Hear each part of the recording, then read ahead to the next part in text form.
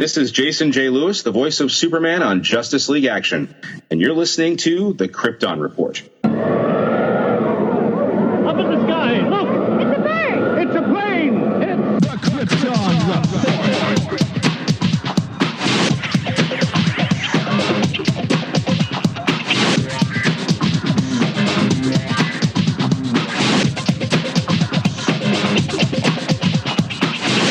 Welcome to the Krypton Report Podcast, presented by the Southgate Media Group. The All Things Kryptonian podcast, including Superman and Supergirl. We discuss games, movies, cartoons, TV shows, and comics. Krypton Report Pod can be found on Facebook, Twitter, Skype, YouTube, and Instagram. And if you want to drop us a line, send it to kryptonreportpod@gmail.com. We are on Patreon under Southgate Media Group. And our official merch page is tpublic.com. Search Krypton Report. Now on with the show. Welcome to a special Krypton Report review of the DC Films' newest film, Aquaman. I am your host, Tyler, the Prince of the Sea. You know, like the Gordon's fisherman. I'm not the king. I'm not cool enough to be the king. But the king is on the line here. He's on the other end. Let's see if we can get a hold of him. King, you out there? I can't make the sound effect. I'm trying to talk through the water. With me, as always, is my buddy James here. We're a little late to this review because, if you can't tell listening, I have been sick since December 4th. I had a cold, to a chest cold, to bronchitis with an ear and chest infection, and I'm still fighting it for almost a month solid. So James and I have not got to record like we wanted to. We've had to reschedule, and we've changed some things around, and our last can't really record anything if you can't talk. I mean, our last recording was the Elseworld, and I pushed through that. That was during when I thought I was going to be good, but turned out pretty good though. Yeah, it did. But we're going to talk Aquaman. So we're going to do spoiler-free discussion first, just some thoughts and a little quick recap kind of thing about just Aquaman, period. And then we're going to dive into some details on the film. I took Solomon and my mom to see it earlier today, which was my second viewing. I was privileged to see it for the Prime membership special. And then Junia saw it twice, and she was going to join us. But, you know, she's a parent and is upstairs trying to get our daughter to go to bed. James, how many times have you seen it as of this recording? I have only gotten to see it once as of the time of this recording. I am going to take my kids to go see it probably this weekend. Cool. We wanted to try to give as much time for us to see it as possible before recording and everything, but life happens. We both saw it. So yeah, I want to see it again, and I'm going to see it again in the theaters. It definitely deserves to be seen on the big screen. Yes, it does. Sadly, I have to drive an hour if I want to go see it on an IMAX screen. Which means you should just take the extra time and come visit me. And right, drive 2 hours. It's worth it. You get the privilege of my company. Yeah, 2.5 hours. Go see Aquaman for another 2.5 hours. Sounds good to me. So first of all, James and I both like the movie. And we'll get more in detail what that means, but it's a fun movie. It's a good time. My brother, I'm just throwing this out there, who I've yet to have on the cast, which this would have been a good episode to get him on there if I ever could. He enjoyed the film. He called me afterwards and told me how much he liked it. It seems to be getting a lot of positive buzz. Some people saying the best DC film. I think I came to this conclusion about the DC films. And when I say DC films, I'm talking about was the 6 we have: Man of Steel, BVS, Justice League, Suicide Squad, Wonder Woman, and Aquaman. Okay? And this is what I've come to my conclusion. Man of Steel was to be a Superman version of the Dark Knight trilogy. It was not meant to set up a whole universe and build upon. Okay. BVS was a vision. Justice League was a compromised Frankenstein film. Suicide Squad was a compromised film. Wonder Woman was a vision. Aquaman is a vision. And I say vision as in the filmmakers had an objective, they had a goal, and they were able to accomplish that. In grand fashion. Yeah. And Aquaman's the first film of like the recalibrated DC films after, not trying to dig up old stuff, but after the BVS fallout, we had Suicide Squad, like I said, was compromised. Wonder Woman really wasn't, but Justice League heavily was. And Aquaman was the first film with the new people behind the scenes taking control and pushing it where they wanted the films to go. And I think that reflects in the film. That's a tonal shift, and it's more in line with just being a larger scale DC film. And I feel like, I called Man of Steel to my friend. I said, it's like if you are a statistical person, it's the outlier because it fits with the DC films, but at the same time, it kind of feels out of place. And that just goes back to where it wasn't set up to be what it became. I just wanted to say that first. Now, jumping into Aquaman. Aquaman was set diving into Aquaman. Oh. We always take the deep end here. Right. Was it 2014? Sometimes we drown. 2014, Jason Momoa was announced that he would be playing. He was cast as Aquaman. I'm trying to remember when it was announced that he was going to be Aquaman. Because it was in spring of 2015 we got that first photo of him holding his mother's quindent, and it said "Unite the Seven," and like it had the really kind of like white, palish colors, and it was what has been referred to as like the BVS Aquaman. The Aquaman we only saw in the security footage, and I will admit that I was a little let down by that, just because like they had toys of BVS Aquaman and all this, and I thought he would just do something in the movie, like show up or have a scene, more so than he did. But it was cool to see him, and I bring that up because I'm a big stickler on continuity. And does everything fit together? We'll get there. But that's considering I was gonna say, when are we just going spoilers right out? No, we're gonna jump in a minute. But okay, this is where we're headed. So real quick, I want to recommend this before I went down my rabbit hole. If you have DC Universe, there's a great documentary that they did called Spotlight on Aquaman. Highly go check that out. Go watch it. It's great. Just giving the character story if you're not familiar with the character. I look forward to more of this type of stuff from DC Universe, of just like these little mini specials and stuff that's exclusive content. So if you have not seen it, please go watch it. Now, spoiler-free thoughts. James, go. Spoiler-free. Aquaman, very, very fun. Lots of amazing, outstanding visuals. Lots of heart from the beginning to the very end. And, Jason Momoa is being Jason Momoa as Arthur Curry, but it works.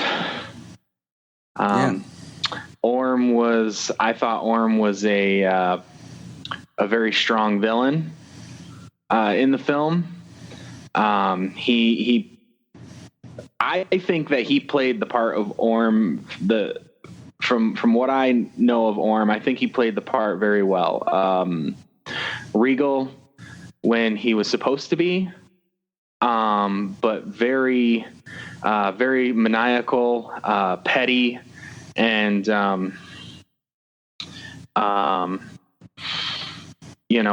breaking laws and breaking tradition as a villain would, as he saw fit to steer things his direction. And Black Mana was outstanding, which I got a comment on that with who I went to the movie with when we get there. Sweet. It was funny. I told her too. I was like, I'm saying that you said it too. It's going to be on the podcast.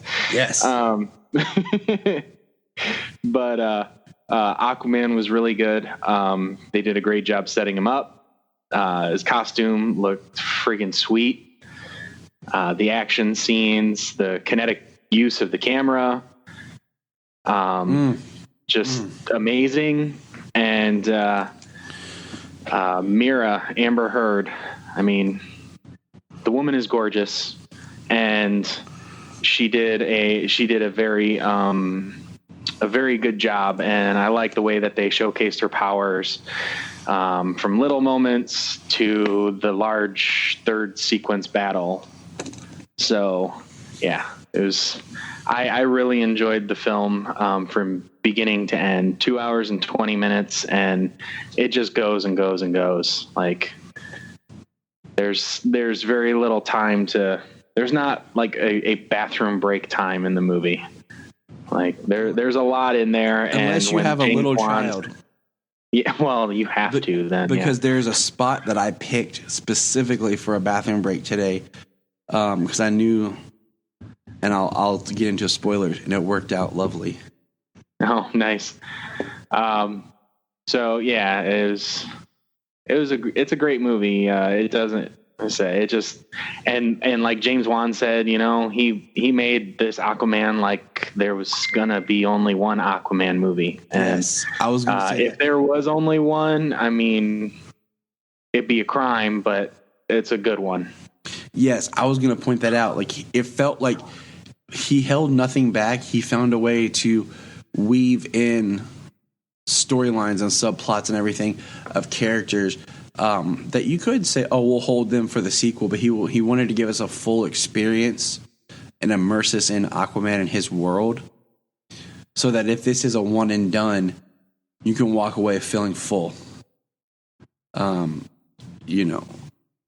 I'm going to piggyback off most of what you said and say I agree. It was very fun. I've enjoyed it both times. I wasn't bored. I think James Wan's camera work is awesome. I think the movie has a lot in it. You just need to pay attention to dialogue. I've listened to other reviews, and I think people just don't pay attention to things that are said or presented, and that causes them to get lost.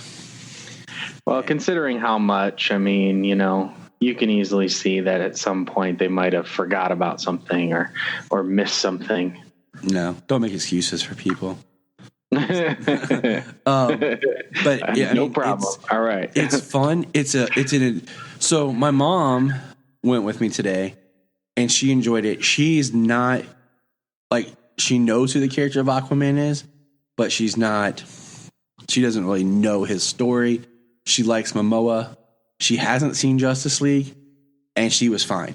She followed the film, and it was just so it works well for someone who just wants to go see a good comic film, or just an action film, or just a fantasy sci-fi film. Like, you don't have to come into this movie having previous knowledge. You can just enjoy it. So one quick thing here, as of our time recording this today, Aquaman is now at $822.9 million worldwide. and it has only been open around the world since, was it the 7th that it opened in China? I want to say it was the 7th in China. It was the 14th in the UK, and then it was the 21st here. Yep, and then Right. over Christmas or like right after it opened in Australia, I think. And it still hasn't even opened in Japan yet either. It's still opening, and you can say what you want. I think that comes down to Momoa is a likable guy. He has, he's gone on the record saying that, Zack Snyder saved his career when he got called in for the audition because he thought he was auditioning for the villain, and Snyder told him he wanted him to be Aquaman, and explained like the idea of the character and related to how, Arthur's of two worlds, and Jason's biracial, born in Hawaii, grew up there, but then grew up in Iowa, and everything, and how that related to Arthur and of the world, and he wanted Jason to do this, and you could tell that Jason's fully embraced it, and it's changed his life. And I think that charisma that he has for the character, and just through Justice League and everything now, has carried on to where you want to see the film, even if you're not like I said. My mom ironically used to watch Stargate Atlantis, which had Jason Momoa on it, Yeah. and everything. So you are like, oh, you just like this guy. And I've met him twice. We have 2 different pictures with him, one right after Solomon was born, and then one from this past year. And he just seems like a really chill, down to earth dude. Like, the kind of guy you just want to kind of hang out with. Yeah. And I think James Wan has said that, one great thing about his Momoa's casting was, you cast Jason Momoa for a character like Aquaman, nobody's going to laugh and make fun of Aquaman anymore. Right. So, and I'm paraphrasing, but real quick, we'll dive into our spoilers. What would your letter grade for Aquaman be?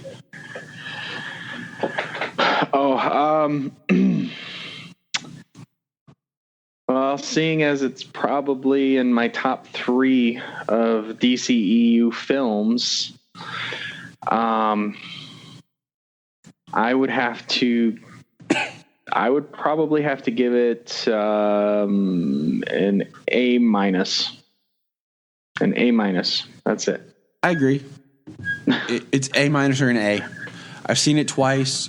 I've seen it once, so I've kind of got to give just, I will just say what little bits one thing that annoys me is people who nitpick films, because one, when you're presenting something this grand, there is the suspension of disbelief. Okay. 2, sometimes little things get lost on the cutting room floor to make up time. 3, if you want to be that much of a a-hole and nitpick everything, tell me your favorite film, because I will go nitpick it apart, because every movie can be nitpicked to death. Okay, I don't care if you're Raiders of the Lost Ark, okay, or Superman the movie, okay. I will go and I will point out where if I wanted to nitpick something, I can't, and that's just something that annoys the crap out of me when people want to start nitpicking.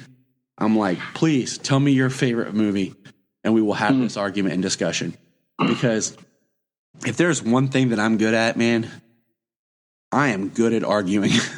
That's my wife. Like, she's like, I can be completely wrong, and I will find a way to turn this thing around. Right. What's that movie? Thank You for Smoking. If you argue right, you're never wrong. Amen, man. That's Nick Taylor in that movie.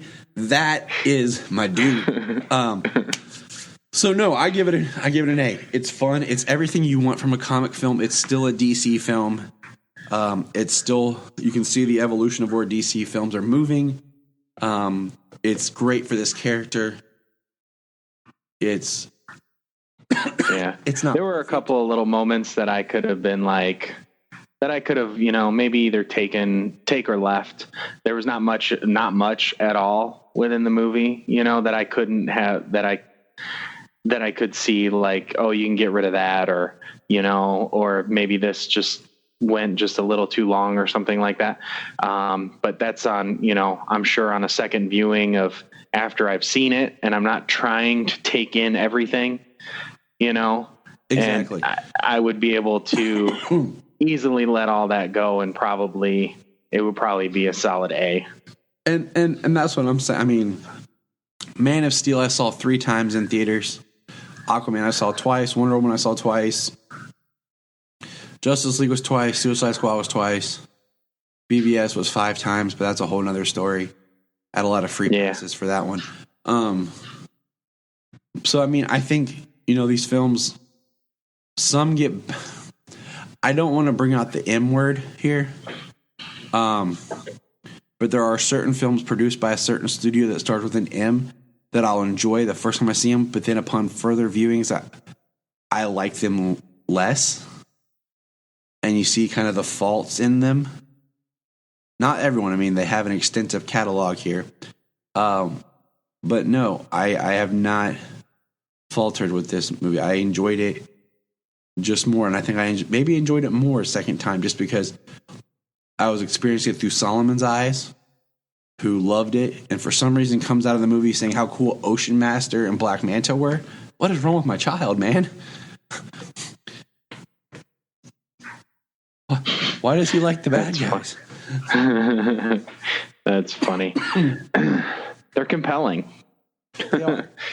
So they're compelling, and they cause problems. We're going to jump into this. Without the bad guys, there's no heroes. Exactly. So now we're going to jump into spoilers in 3, 2, 1. Spoilers. So this is the first live action Aquaman on film. We had Aquaman on Smallville, and then we had the failed Aquaman pilot that didn't get picked up for TV. But we were saying that Aquaman appears in BVS, and then he appears in Justice League. I just want to knock this out real quick. In Justice League, he goes towards Atlantis. He doesn't go into Atlantis. He goes to an outpost where they're hiding the mother box. Okay? For anyone that's like, well, how did he know where it was? We know that he's conversed and learned and everything with Volko. So it's easy to assume that at some point in time, Volko had told him history and he knew it. We know that Arthur's father himself, Thomas, stressed that Arthur study history and know his history. Yes, it refers to land history, but that is not far to believe that it would not extend to Arthur learning his Atlantean history. We know that Arthur had the Quindent from his mother. Okay. We can hypothesize that when he goes to Mira and he says, I need something, he's talking about Atlantean armor, some sort of armor. You would assume that it's probably pretty durable. Exactly. If he's going to fight Steppenwolf.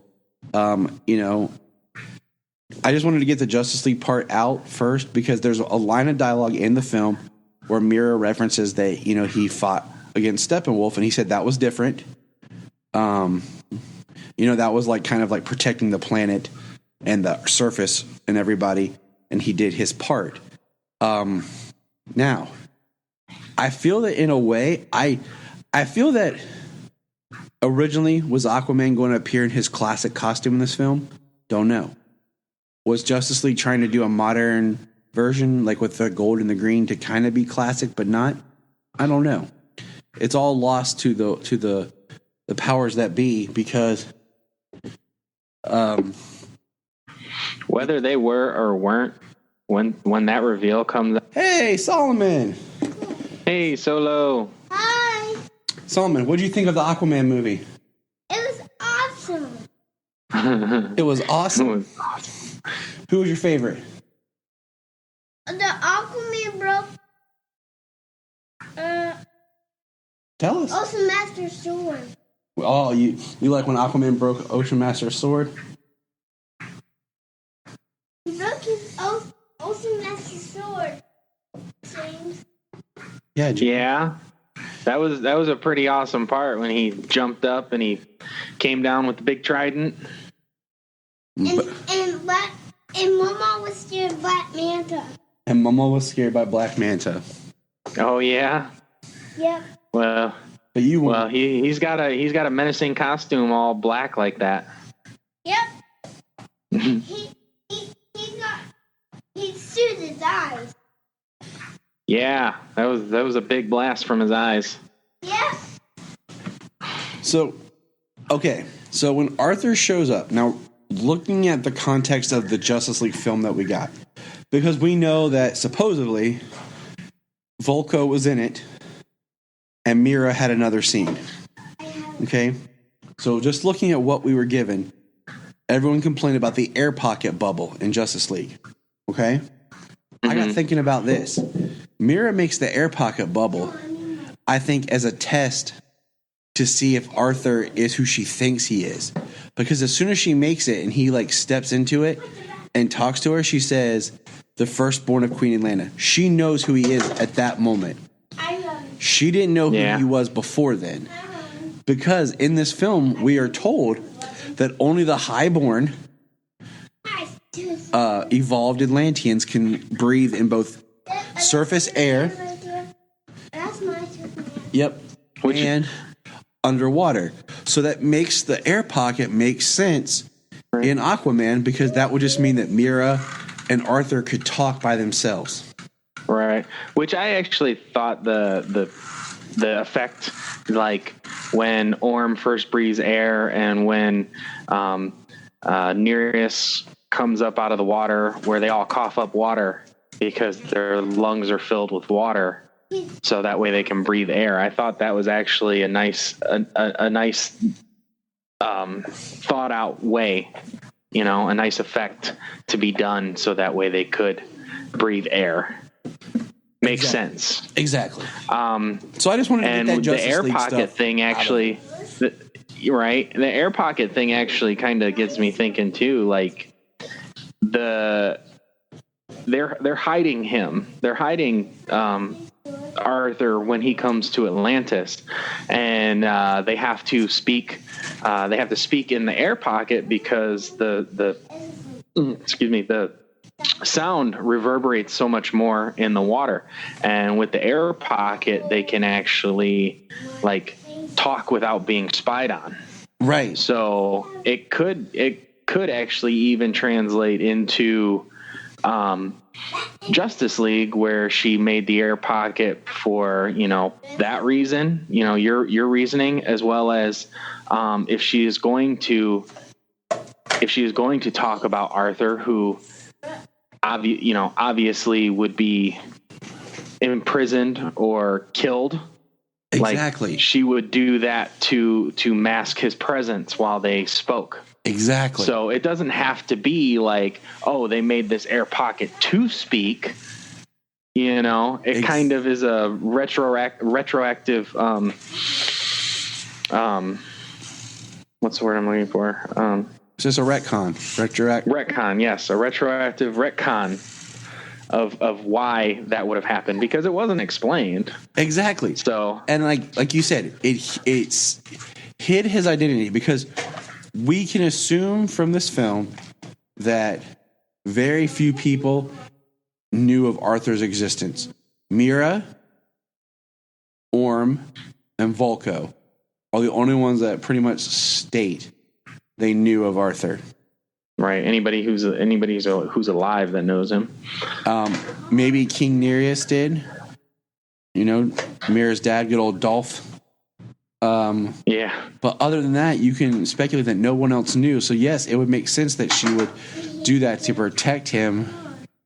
So like I said, I wanted to get the Justice League thing out of the way, because I've heard a lot of people talking about the way Arthur talks about his mom and stuff is different. It's all semantics in the word phrasing and his attitude. He's angry. He doesn't like Atlantis because of what they've done to his family and to his mom. It works. You know what I'm saying? Like, it's all the same wordage, it still translates well into this film.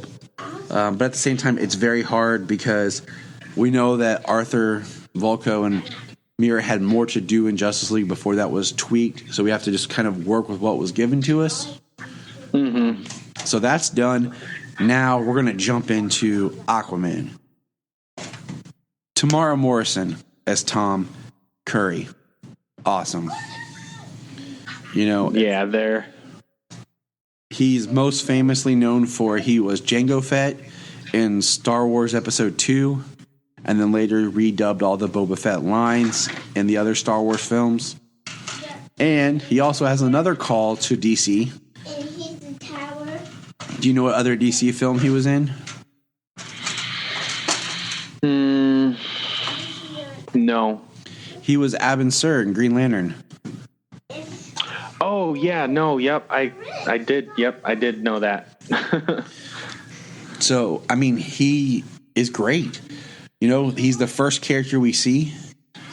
You know, we have a really great prologue. And I think the way the prologue works with Arthur kind of narrating his parents' love story works because through images and like narration, you can accept a story's details better than if you tried to play out a lot and really build the scenes of Atlanta and Tom falling in love because we have such a short time. You know, we get the scene of her waking up and eating Tom's goldfish, and he made her some tea and just kind of, you know, that kind of thing. But it's beautifully shot how it just transitions in the scenes and tells their story. And, you know, it's like a 3+ year period. Their story is because Arthur's about 3 when Atlanta has to return to Atlantis. Right. And that fight scene that Nicole Kidman does, that Nicole Kidman has in the lighthouse against the Atlantean soldiers who come to take her back, is amazing. Yeah, wow. I love it. Okay, so I love it from the perspective of like the filmmaker. Like I watched it, you know, again today with just watching the camera because it's not cut. When Juan wanted to get to a different angle, the camera moved to that angle. So it's a continual action sequence with the camera moving. It's like the camera's involved, like you're there. Like yes. The quindent swings over top of the camera and the camera moves over top of the shot. So as the action's moving, so like the camera is always like trying to stay out of the way and catch everything from these angles. And so, I mean, that scene alone is just like a moment. And then we have the setup at the beginning about she says she'll return to Tom, to wait at the edge of the dock. She'll return to him one day, and she has to go. And it's heartbreaking. Like, which is heartbreaking. Yeah, that's heartbreaking for his dad.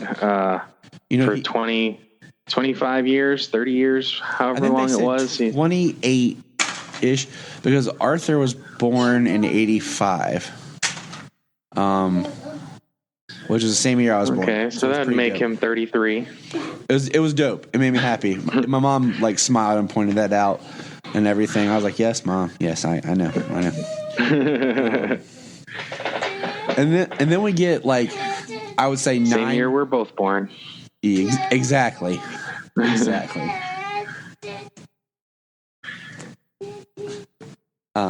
Solomon's playing with his Batman and his Aquaman toys and stuff here behind me. So we get, what would you say, about 9-year-old, 8 to 10-year-old Arthur at the aquarium?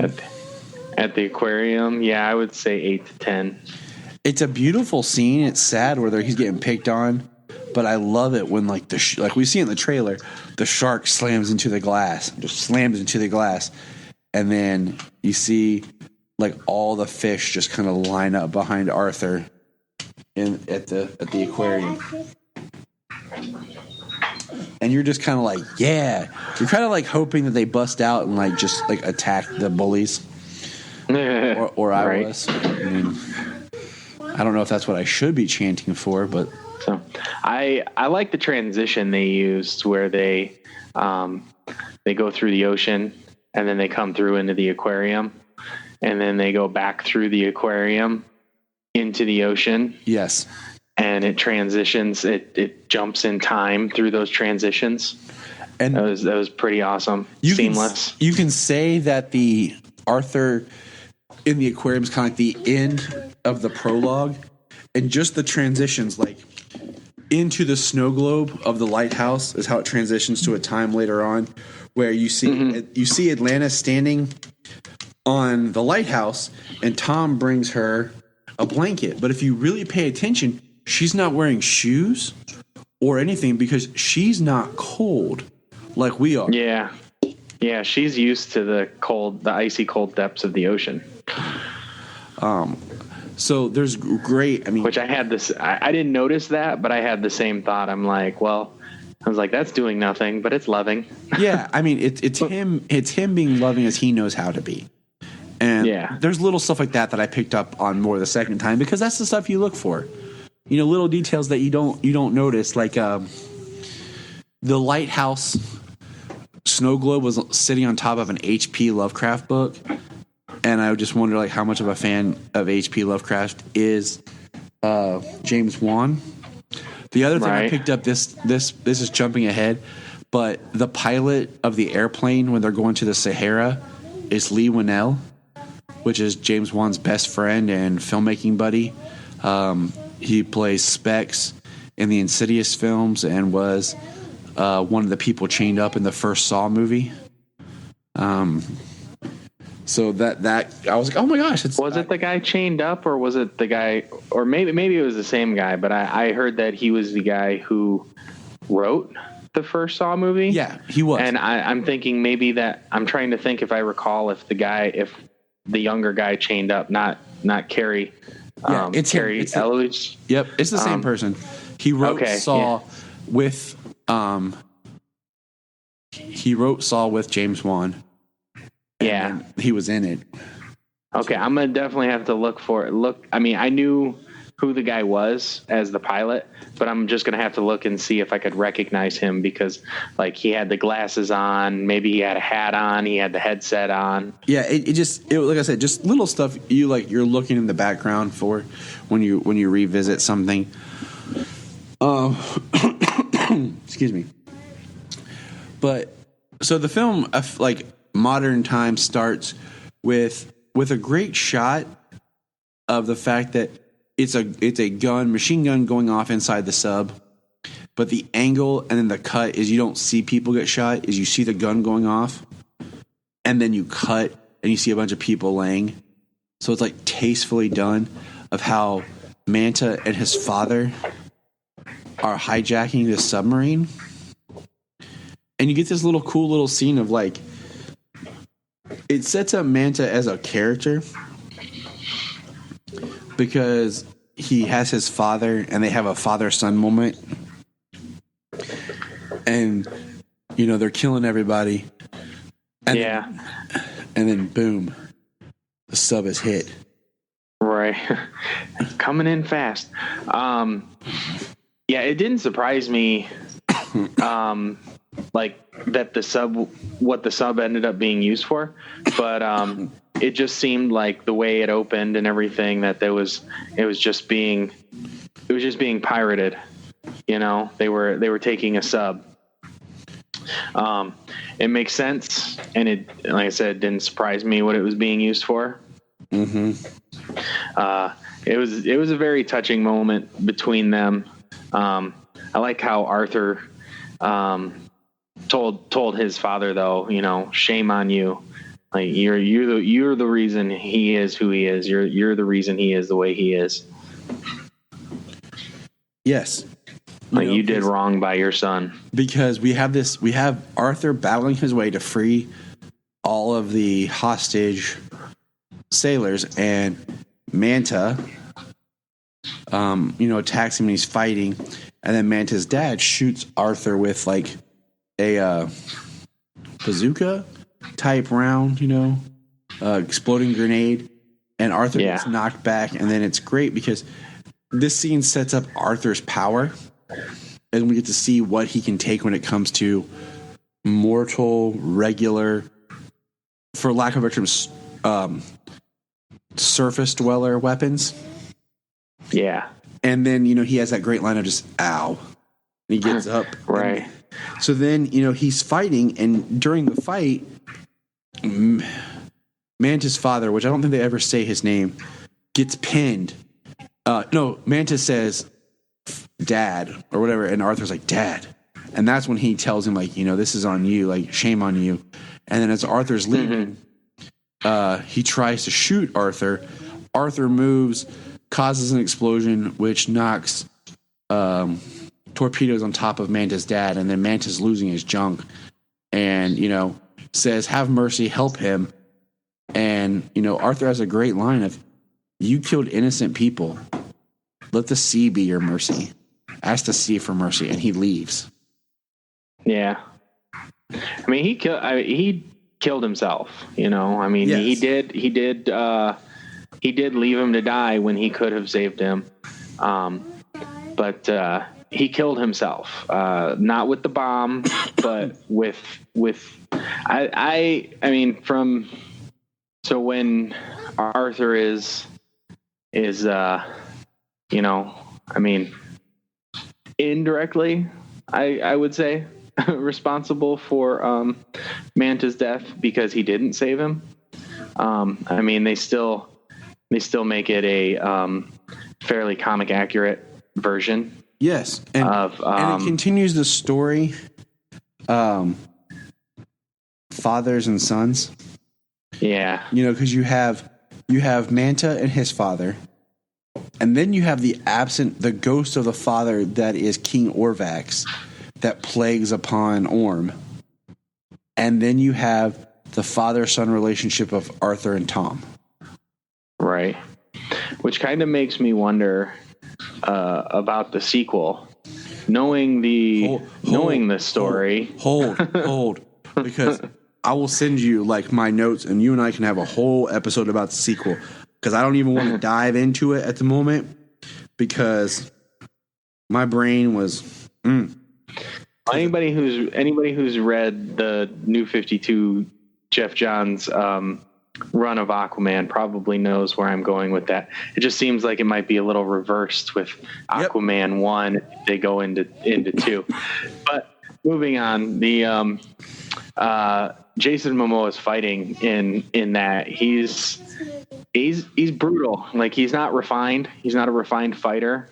Not that he's probably ever had to be, besides his training with Vulko.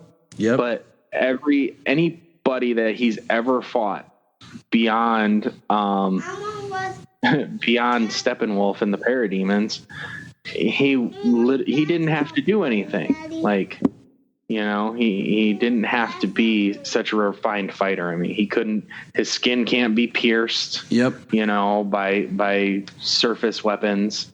I mean, and he's so strong that, I mean, he one punch and, I mean, you have a life-threatening concussion. So, side note, his tattoos make me wonder. Yeah, man, buddy. Makes me wonder when they came to be, because if you look, there's scenes where you see that Tom has the same pattern tattoo on his arm that Arthur does. So when did Arthur get his tattoos? Because I thought it'd been kind of neat if like his tattoos were Atlantean based, where like when he's in the water, like that became like because in the comics and in the animated stuff, they have gills. Atlanteans have gills to breathe underwater. Gills were never touched upon in this film, and I had wondered if that was going to be part of like his more elaborate tattoo design. Because when did his skin start hardening enough that? Because now he couldn't get a tattoo. He would have had to have gotten them at some point. That's just me. Yeah. His teenager self, he started to get tattoos. He had some of the tattoos and things on his arm. So, I mean, his skin would have had to have hardened upon maturity. But yeah, I had the same thought. Like he must have got his tattoos pretty young, because like there's no way he's getting tattoos now. Exactly. And we're going to go through this review here. I don't want to go play by play, just because I feel like that'd be great for a commentary later on, like a year out. Right. So we understand. Let's talk. Okay. So after this, Arthur goes to see his dad, and it has one of my favorite scenes in it when he's at the bar and he thinks these guys are going to like try to bar fight him, but really they say, "We just want to get a picture. You're like a local hero." And yeah, just those shots of like his awkwardness to like embracing those guys and having a good time with it are priceless. Yeah, I thought it was great. He was, "Don't touch me." And then as the photos play out, he's drinking, they're all drinking, having fun. He starts drinking and having a good time. I like his interaction with his dad too. He's like, I have superpowers or whatever, and you can still drink me under the table. That's like, my superpower. Exactly. Just little stuff like that.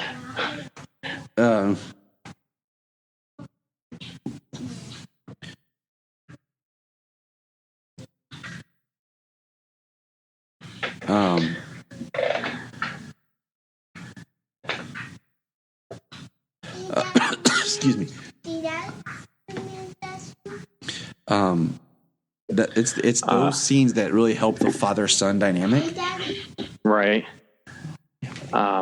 We get the cool scene with Orm and Nereus at the, what was that? The Temple of the Seven or something? And trying to remember what they called it. Yes, he says the Hall of the Kings, I think, because that's when we first hear about the 7 different kingdoms. And in the film, there's what? Atlantis, Zebul, the Fisherman King, and then the Brine and the Trench. So 5. Yeah, 2, the Deserters and the Lost one have been completely like disappeared or have gone out, which could be a great way of bringing something into a sequel. Because Atlantis is really built around a lot of mythology. And we learned that, the Brine were basically a kingdom that like basically de-evolved in the ocean and became more like crab people. The Fishers became more like fish. And then the Trench became fish and philosophers. Unhuman. Something out of James Wan's nightmares. Yeah, he was probably like, wait, I get to direct this? Yeah, I'm going to do this movie. Right. He still got to put his horror chops in there. Oh yeah. Which did you catch on either viewing the Annabelle doll? Nope. No. Okay. I'm gonna look for it when I go, because I read where it was, and I'm gonna look for it. Have you heard where it is? Did you read where it is or anything? Okay. I did not hear about till after my second viewing. Okay. I will tell you this right now. I have seen Dead Silence a lot. It's one of my favorite James Wan films that's underrated. And I still have not seen the Jigsaw doll that's hidden in Dead Silence. Oh, okay. In the scene. Dead Silence. I have not seen Dead Silence, and I haven't seen Annabelle Creation yet. Well, see Dead Silence because I think it's great, and you're fine, buddy. I'll fix it. It's completely underappreciated. It's just a fun, scary horror movie. But there's a scene where there's a bunch of dolls, and Billy, the puppet's supposed to be hidden there, and I've yet to find it. And I haven't looked it up because I'd rather find it on my own. But that's cool. It's this little one. Yeah, I didn't look it up. It was an article, and so I read it. It's something that had come up. It's not something I sought out.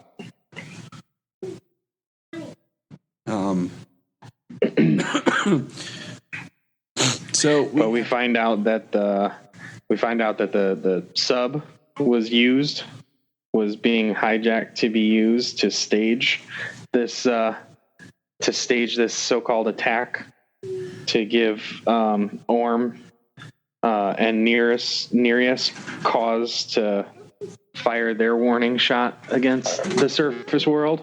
Yep. And I mean, to start their war. So let's take a quick detour on Orm. Orm is the second or first, arguably, best villain of the DC films. Second/first being Zod, to where you see their point of view and understand where they're coming from. You might not agree with what they're doing and why, but you can understand what they're doing. They have a valid viewpoint for their actions, and in some respects, their actions can be looked at as unjust. And I also I thought about this. I've always seen Orm depicted as the black hair, but looking at Patrick Wilson as Orm, it's kind of a reversal to where looking at Patrick Wilson as Orm is what you would think Aquaman would look like. If you look at classic Aquaman, that's almost what you're looking at. And since they've kind of changed that with putting Arthur as Momoa here, having Orm kind of in the reverse, I think really works and is it just works as the family dynamic. Right.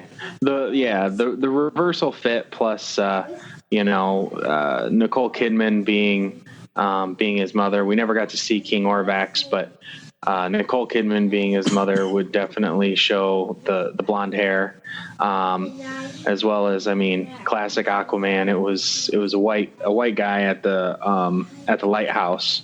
So white hair or white guy, blonde hair. It's just what the character was made. But casting who they did to play Jason Momoa's father, makes total sense. Yes. What'd you think of the the visuals underwater? I like how it looked like they were, just the light haze of the water around them, as well as the sound. It worked for me. I have a problem with some poorly executed what's called dry to wet. It's where you use CG, fans, lighting, and stuff to give the impression that you're in water. Mm-hmm. And so when it's done bad, it really is bad. And so sometimes I have a problem with that look. But my mom immediately pointed out at the same time that the attack, they were on the submarine was a setup. And yes, we learned that,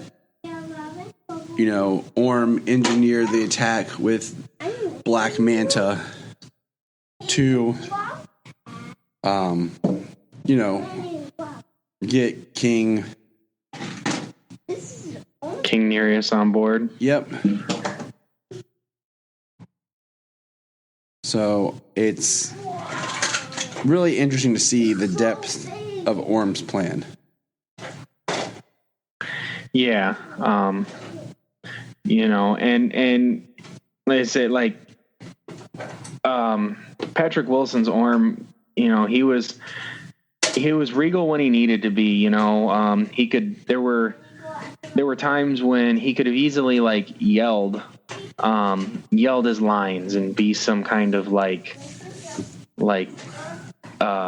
maniacal sociopath, but he would deliver his lines with such a purpose, with low tones. It's even more menacing when he would do it like that, but then he would turn around and do things stage that attack, and kill the Fisherman King with the more power that he got as the movie progressed. He became more, he would break that. Well, he was about that tradition. You Yes. know, it could, because it's the ancient laws and it's a big thing. So he definitely put on that front to respect the ancient laws, but probably more out of the fact that the others would have more respect for those ancient laws. And then when he could, you know, he threw them to the wind because it would benefit him. It would benefit what he wanted. So you're talking about when he's with the Fisher King, my mom said there's a scene where he's holding his trident behind him, and it looks almost like a devilish crown, the way the trident is around his head, before he attacks the Fisher King. And then you were talking about the laws, and Mira has the best line when she calls out her father and says, Arthur holds Atlan's trident. And if you oppose that, then the Atlantis that you claim you're fighting for is already gone. Because that's the most sacred of like laws and trust it is about the trident. And it's just a really cool, big deal line that definitely, you know, hits him. And Orm is doing what Orm thinks is best. Now, jumping ahead a little bit, we have the scene. Orm basically does something that I don't quite disagree with. He like floods the surface with all the trash and pollution that they've been putting in the ocean. It comes back with like a giant wave all over the world. You know, there's dialogue about what the surface has done to the ocean with pollution, how it poisons their children and all this. All these things, which I think is really interesting. Yeah. Because it goes back to where you're like, kind of like, well, Worm's kind of on, like, I get it. Like, oh yeah. You know, I mean, it's despicable what's in the ocean, and what it's doing to sea life and stuff like that. if I had Superman's powers for a day, man, like, there's so much I would like to accomplish, but I think, like, the biggest thing was I'd love to just, like, Superman the ocean, you know, clean that junk up as much as you can. Like, if we could, but that's a side story.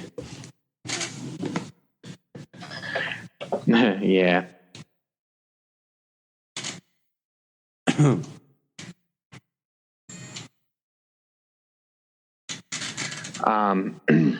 Yeah, it's absolutely, I mean, that's wholeheartedly one. It's probably like the biggest impact from the movie about like what the real world is like. The tidal wave sequence, Mira's powers, being able to create that air pocket with the truck to save Tom. Yep. And being able to draw the water out of his lungs. That was pretty awesome. I like seeing her, like, do things, and then because there's even the line, like we were talking about earlier, where Arthur says, "I don't even know your name," and she gives her full name and says, "You can just call me Mira." You know, and right there it tells you, like, that they hadn't even had that much of an introduction, that he knew what her name was and who she was. So that plays into, like we were talking about, like with the Justice League introduction, what we know and what we don't know about their interaction.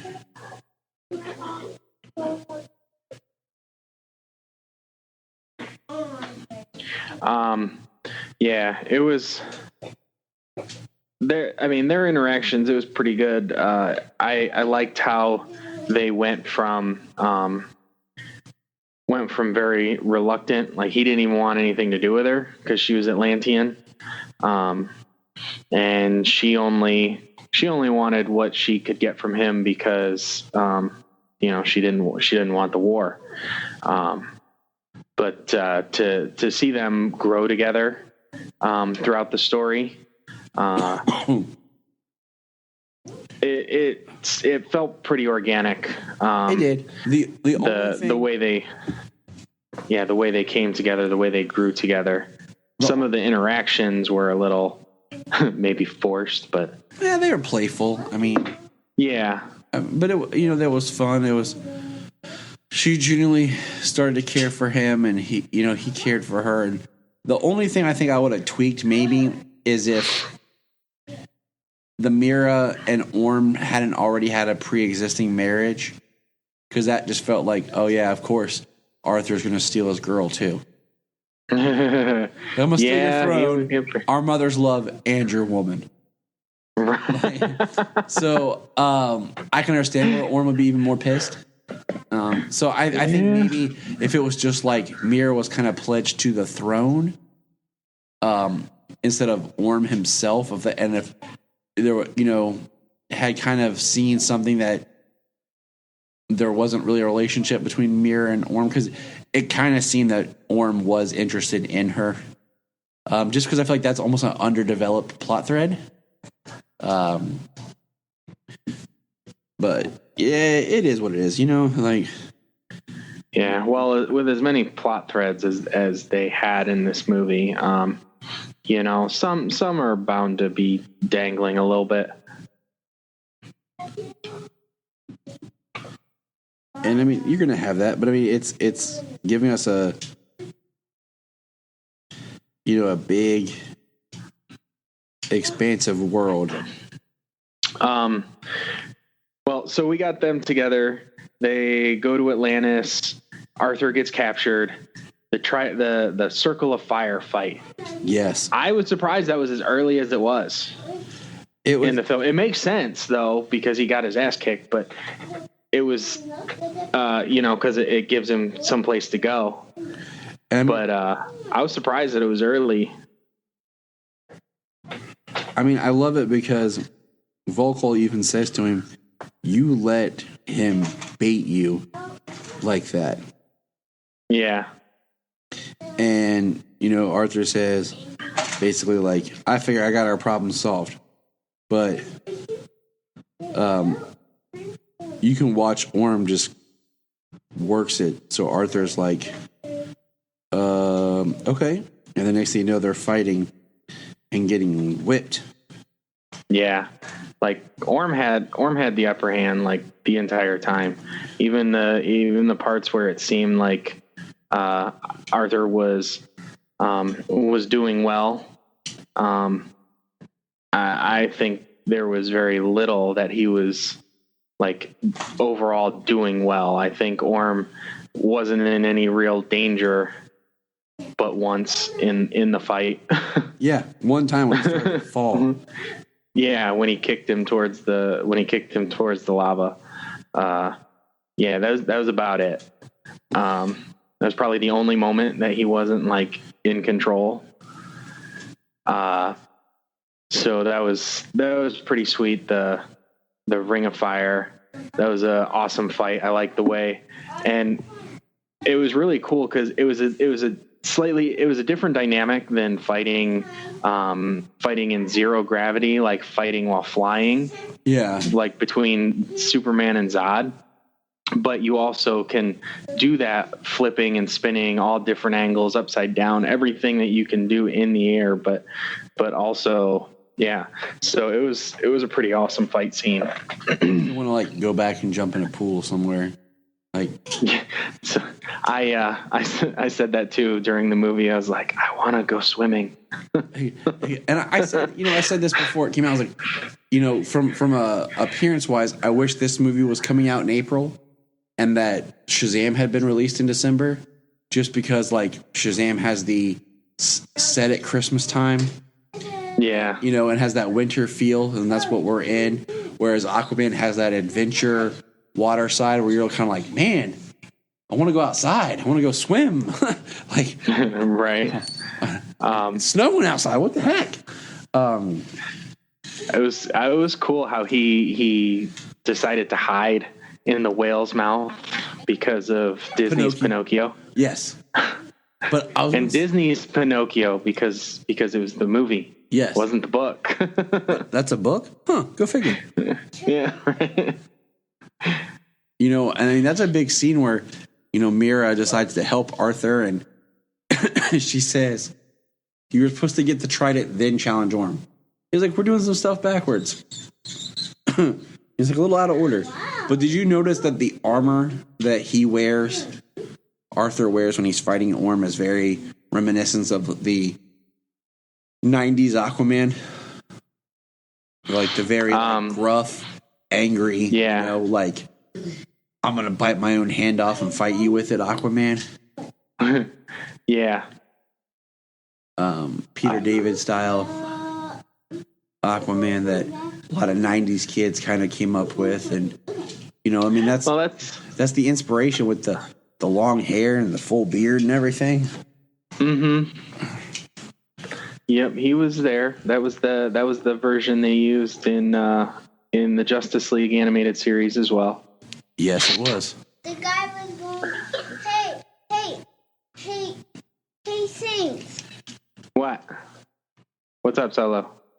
I saw Godzilla in King Ghidorah. That was his favorite trailer. We saw the Godzilla Monsters trailer. Oh, that's a pretty awesome trailer. It was, and I thought I had seen it. I hadn't seen the full version. So, side note, so we get Arthur and Mira escaping through a whale. They end up in the Sahara to go find the trident. There's some cutesy dialogue and fun stuff that happens. We see the majority of that in the trailers and the extended look before the movie came out. That's why we're kind of skipping over it. We end The up pee in joke. We end up in Italy, and beautiful set pieces. And this is kind of where you get some really, like Mira looking at Arthur in a different light in the surface world, because Mira kind of has the same views of the surface world that Arthur has towards Atlantis. And she's, you know, seeing that not all the surface looks the same, that people are different. Mm-hmm. You know, yeah, it was really nice going from the quick during the Sahara scene where she was saying that the surface world is like the desert, you know, and that people are bad up there and the world is dying up there.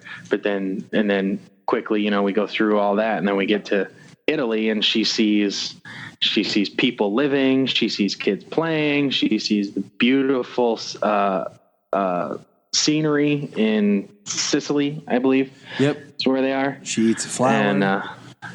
And she eats a flower, which I thought was really nice how Arthur ate a flower too, just so she didn't seem like she was he was like, whatever. He wasn't like, you're not supposed to eat that. It's for decoration. But he ate it just to make her feel good. And I mean, there's some great subtleties in the acting. I like when the little girl like throws the coin in the pond and then Mira makes the dolphins like water dolphins. Yeah. So she used her aquakinesis to have the water dance for the little girl. That was awesome. So we're having a cute scene, and then that's when we find out that Orm can't kill Mira. He's supposed to have her arrested. But Orm doesn't want to have her arrested because he's ticked. So he gets Manta basically to kill her. And so he presents Manta with prototype Atlantean armor. And Manta shows up, boom, attacks. And we have an epic fight. I mean, So real quick before we move into the fight, this is the part. As soon as Black Manta shows up, blows stuff up, he comes in, she leans over to me, she says, "Who's the giant ant guy?"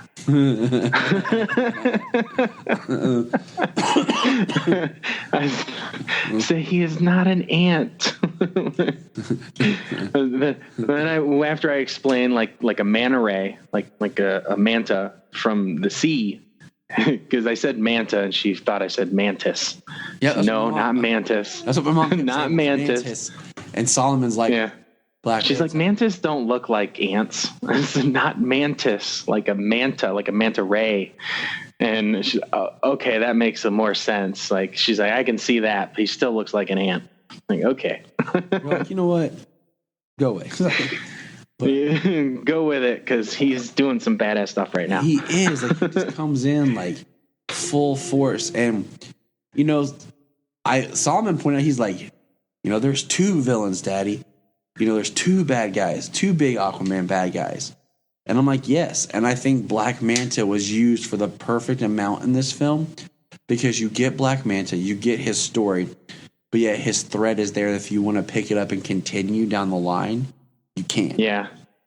And his thread and his origin is tied both to the hero and the villain of this movie. Yes. So he's perfectly placed.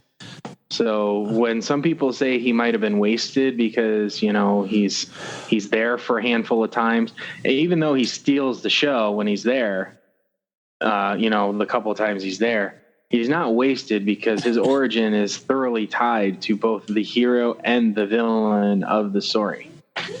So I don't see how he could be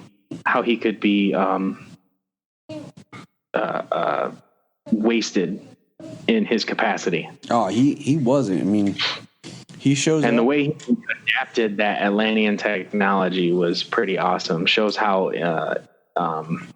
technical he is, how smart he is, and how much engineering he has, engineering capacity that he has. He blows Arthur back, and you know, Arthur doesn't realize he gets burned, and like we can assume that this is maybe the first time that Arthur's really been burned or hurt, because the way he reacts to the plasma rays of Manta and everything. And, you know, we get a lot of really great, like, this is a scene that would be great for a commentary, because there's a lot of great camera work of that, long shots that we talked about, tracking shots. And one of my favorite scenes in this fight is, you know, Arthur's like, "Who are you?" Manta recalls, he's like, I told you not to make a habit of this. But Manta knocks down a bell, and it's going towards a family. And instead of Arthur running and like grabbing the daughter and moving her out of the way, he like football tackles the bell, the church bell. Like he shoulder checks that bell. And I was like, that's awesome, because like that shows into his character, you know, because like Superman would have grabbed the girl and moved and probably just let the bell hit him. Batman would have grabbed the kid. Arthur checks the bell, you know, like, right. So it's a big deal. That was my mom's favorite, is when Arthur took the concrete like chain and balls and wrapped them like around Manta and took him down. Yeah, which is basically the end after he basically created that giant bolo and freaking wrapped him up, sent him careening down the side of that cliff, which was just a brutal fall. We see Mara using her abilities and uses wine bottles as spears, which was pretty cool. Yeah. And which is the one thing. Yeah, did you hear Jamie? I believe it was Jamie on Holy Batcast, where he's like, "You're surrounded by water." Yeah. There's a fountain outside. There's the ocean not 50 yards from you, but you finally realize there's all this wine around you.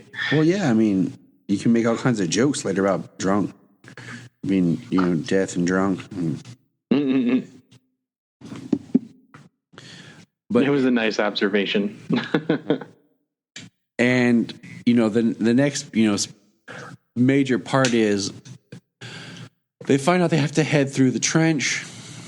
We get a nice shot of the trench, and the trench scene is where I chose to take my bathroom break because I knew Solomon had to go, and we went to the bathroom and got some M&Ms and came back right as Arthur and Mira made it through the vortex. Oh, nice. Yeah. So he missed the whole horror element of the trench. Yep. There you go. That's called. Well, the horror element of, yes, it is. The horror element of the trench, though, that was pretty awesome.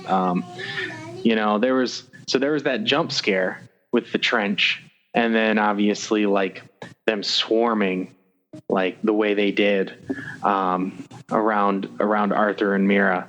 But throughout the movie, there was like, how many times was somebody ambushed? Like 4 or 5 times.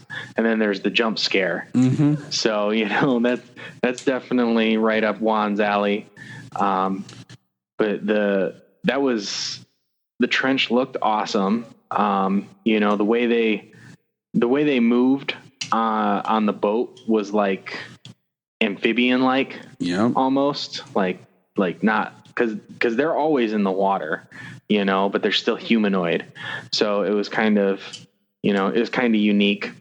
But yeah, the swarm, the way they looked, that was just so cool.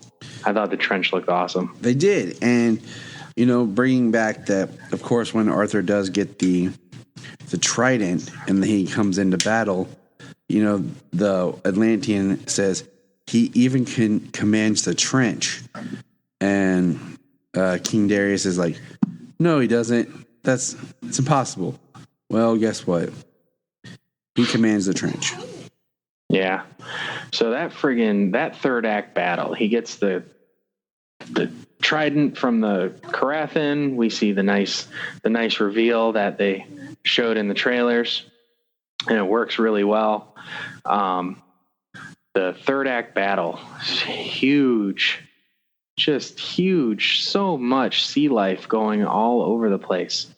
And when he comes out from under the ground and he's doing his aqua telepathy and sending out the messages all over to all the sea creatures, like, it is just huge. Like, that had to have taken forever to create. Yes. One thing we kind of missed, we find out that Atlanta is alive. Oh, yeah, kind of a big thing. And, she was sacrificed. She's sacrificed to the trench for Arthur. And then, was able to escape, pulled into that vortex, and survive there. And it's a great moment because, in most comics, she's dead. Mm-hmm. And Arthur gets a great scene with her. And it's a big deal, I think. And it plays into later because, not to get too far ahead, but it plays into later. So yeah, we have the, Arthur's rightful king. He's got the Carathan, and basically Mira's the smart one who basically says there's been enough bloodshed and death. We have to end this. You need to fight Orm. We have Atlanteans fighting Atlanteans and the brine, and Arthur turns all their like sharks and everything that they're riding against them. Mm-hmm. What's Jor-El. No, I can call him Zod is bad guy. That's Superman's daddy. That's Mom. Hey, I need a Zod. All right. Solomon says I need a Zod figure, everybody. There you go. I can name this dog. So we have the battle, and then we have Arthur and Orm fighting. And now Orm has his father's trident, and Zod. Or Zod, jeez. Zod. He showed me stuff. I'm pointing at Zod. It's late. It's late here. Orm has his father's with us recording. And, Arthur has King Atlan's, which is now his trident. And it's an epic fight of the two of them back and forth. Which is nice because they take it up to the surface of the water. They're up in the air fighting as opposed to under the water. She was advised to take him and fight him where he would have the advantage. And so, of course, Arthur defeats Orm. Like, we didn't see that coming, right? But what I love is he defeats Orm, and then that's when we get to reveal that Atlanta is alive, and Orm just melts for his mother. And, you know, we really feel like in that quick scene that we're not told how old Orm was when his mother was, you know, sacrificed to the trench. Basically, Orm was raised by his father. And that's where a lot of Orm's hatred comes from. And there's some great dialogue that Arthur says when he found out he had a brother, he wanted to meet him to know he wasn't in this alone. And, you know, Orm always calls his brother the bastard or the half-breed. But when Atlantis shows up, you know, Arthur doesn't kill Orm. And that's a big deal. Like, this is the first where the villain isn't murdered or dies in some way. And he tells Orm, you know, when you're ready, we'll talk. So that sets up either a fall to like evil or a redemption story for Orm later on down the line. Right. Well, it shows it's a very good moment of character growth for Arthur because you know, on the way to the trench, he's talking about his remorse for creating black mana and you know, just being a blunt object. That's all he's ever been. And so him finding that sympathy for his brother in that moment, granting that mercy, and he, you know, it's just a show of character growth that he's not just that he's thinking, you know, he's not just just swinging his fists and reacting. Yeah. So then, of course, you know, all hail King Arthur, and you know, Atlantis, you know, is behind him because he holds the trident. You know, King Nereus accepts Arthur, but you can tell that, you know, later on down the line there might be some pushback, and that's going to be a thread for his story down the line. But then we get the heart like warming, breaking scene of Tom Curry walking down to the dock, and then this time Atlanta's at the end of the dock. Mm-hmm. And he is just, you know, overjoyed. And it's great, you know, and we have some closing narration by Arthur, who, you know, is accepting his role. And, you know, there's a great line where he says he doesn't want to be king. He just wanted to protect the home and people he cared about, and it's the right thing to do. Yeah, which is nice. I think that's a nice thing for the character in this movie, and the characters so far overall, I believe, in the DC universe, you know, as opposed to Batman. Or not as opposed to Batman, or other than Batman, where that's what they're about, you know, is it's not just saving their people and you know, doing what's right here in a bottle, you know what I mean? Yeah. It's not all contained in a bottle, that they are heroes, that they are trying to do the greater good, that they're trying to save people, all kinds of people, Atlanteans, aliens, Amazons, humans, what have you. And you know, that's kind of Arthur's growth, is like, you know, he didn't want to do this, and most of it was because he hated Atlantis for what they did to his mother. But now it's like he has his mother and he has a new perspective on Atlantis, and he has Mira by his side, so he's prepared to take that next step. And I think, you know, out of all the DC characters, I think Aquaman has great growth potential because it's a character that hasn't been done a lot, And now you have that side of him having to be a ruler. And then jumping ahead, we get a post-credit scene that's where we're teasing an earlier scene with Dr. Stephen Shen, where he's being ridiculed for his theories and beliefs about Atlantis.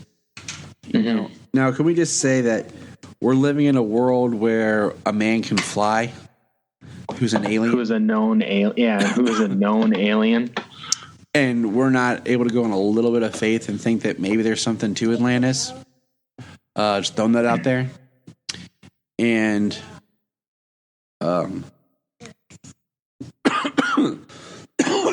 excuse me. Yeah, sometimes you got to suspend your belief on the skeptics when it comes to superhero universes and stories. So he finds Manta and starts like basically nursing Manta back to health, and the post credit scene ends with Manta saying he wants to find out who Aquaman is, and that's how it ends. And it's a great, fun, thrilling ride. It's enjoyable. Yes, very fun ride. Solomon had fun. He liked it. He's been playing with his Aquaman toy. We even had a stop at Burger King on the way home so we could get a kid's meal that has Aquaman toys in it. Got him a little Ocean Master from Burger King to play with in the bathroom or the bathtub. I mean. So have you seen the multiverse toys for Aquaman? Yes. They look awesome. Yeah, because the multiverse is it's a really good line as it is. Well, it's the way they get the people looking like the people. They keep making the multiverse better.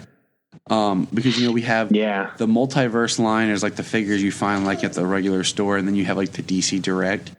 The Aquaman figures kind of kickstarted the newest line of the multiverse figures. Because they changed the packaging and they're even more detailed. Like if you're curious, look up, just Google search the Supergirl multiverse figure, and it looks good, but it looks kind of plainish. But then look at the current Mirror multiverse figure, and you'll see what we're talking about. Yeah, and the Manta one, the details on his suit look so good too. Ooh.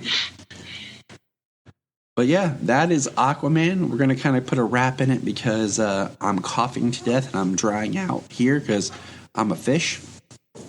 I'm going to go... He's far away from the water. I'm going to go, dive back in the water. And James and I will pick up our conversation at a later date and discuss what we think we'd like to see for Aquaman 2.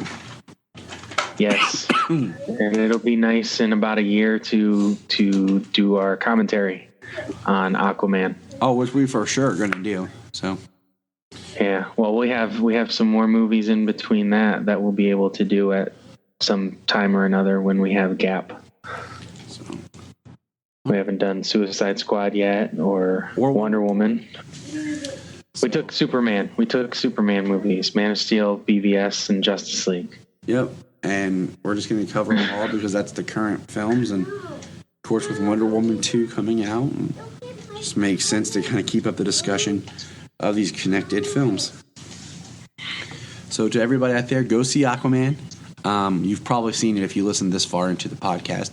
So your assignment is to take someone who hasn't seen it and go see it again. Absolutely. If you have a chance, go see it on IMAX. I want to. Hopefully I will get to before it's out of theater because I'd like to see like 15% more of a screen around the sides just to see the spectacle and everything.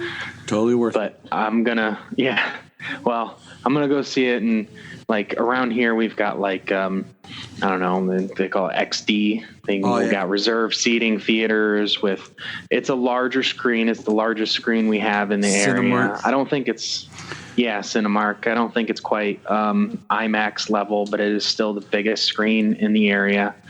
Even IMAX. Hopefully I can go check that out. Even IMAX movie theater screens usually aren't pure IMAX. They're a little bit smaller than like the IMAX, like if you went to like an old museum or something. because the IMAX screen that we have that we go to, it is bigger, but it's still a smaller IMAX than compared to some others. But it's totally worth it. All right, man. Well, there's not one around here, so I've actually never been to an IMAX theater. So we're gonna have to change that crap. I'm down for it. All right, buddy. Look up in the sky. Look up in the sky. Look up in the sky. You can find us on Instagram, Twitter, Facebook at Krypton Report. You can also email us at kryptonreportpod@gmail.com. If you get a chance to go over to iTunes, please leave us a review to help us get better. If you're an Amazon shopper, just remember you can go to southgatemediagroup.com.